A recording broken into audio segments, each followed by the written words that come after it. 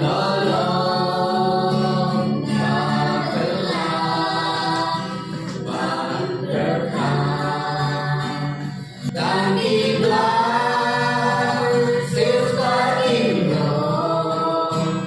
one boy anda tak nolong tak telah banyoli abaya karpine rengkam day leni basu bangunkan ijiale bagi jati lalu sampai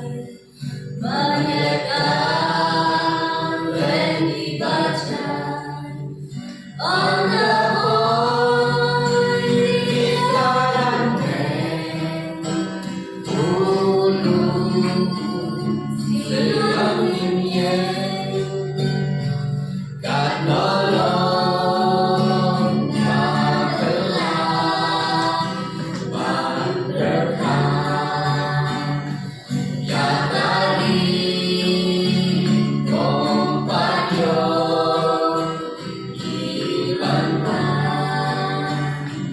dan di belakang silver Indo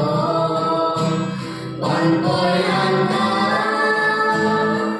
tak nolong tak telah banyoli ya lalu long silver berpati sahaja dari terang bangga dan cinta panjang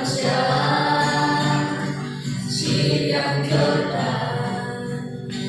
kan nolong pada sisa apan pada kursi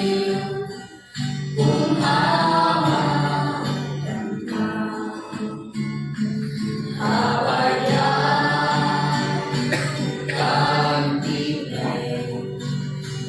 Amsyadu digrandeng kalau si kebagiannya panpon di dalamnya kan nolong tak telah berkah ya tadi kompanyo ibantah kan di